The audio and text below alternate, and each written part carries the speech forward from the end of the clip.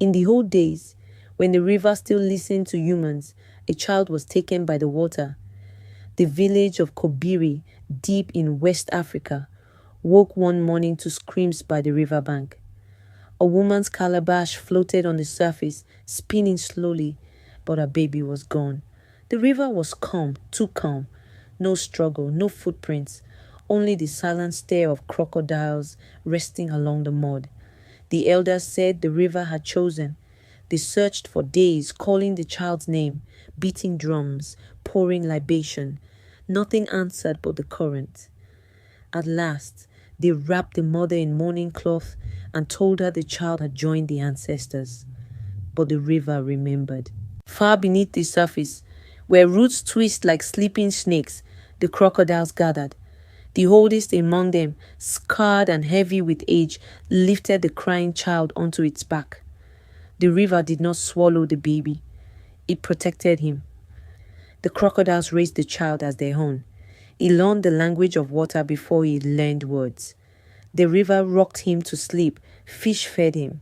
Crocodiles guarded him through storms and floods. His skin grew strong. His eyes grew sharp. He learned when the river would rise before the clouds even formed. They named him Kanu, the one who returned. Years passed. Kanu grew tall and lean, moving through water like a shadow. Crocodiles obeyed him without sound. When he closed his eyes, he saw things, visions carried by the river itself, droughts, floods, deaths, births. The river showed him truth, not comfort. One night, the water changed. The river pulled back from its banks, exposing stones that had not seen the sun in decades. Fish flapped helplessly. Crocodiles grew restless. Kanu touched the surface and gasped. He saw Kobiri. He saw cracked earth, empty granaries, children with dry lips. He saw the village elders arguing while the sky stayed silent. And he saw his mother, older now, bent with grief, still visiting the river every morning. The river was angry, not with the people, but with their forgetting. Kanu knew then he could not remain hidden. At dawn, the crocodiles carried him to the riverbank near the village. They did not follow.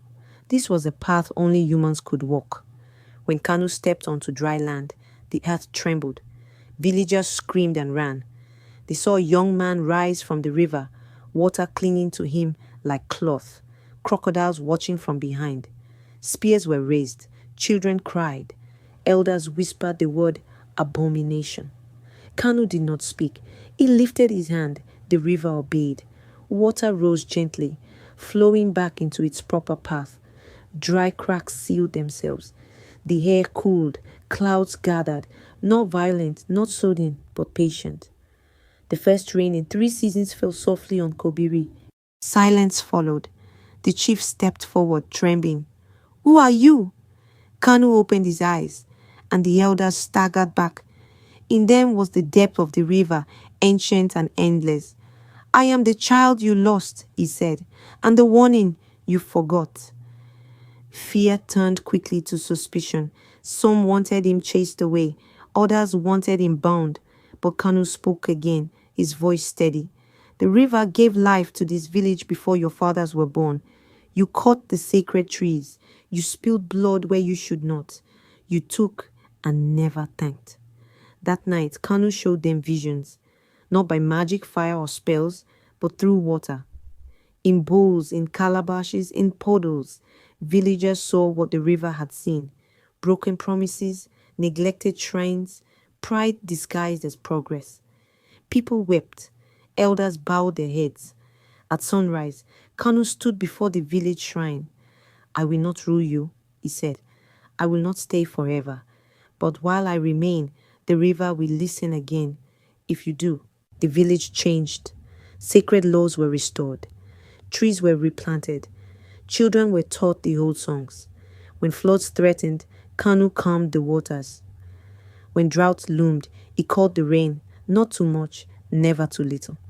And slowly, fear turned to respect.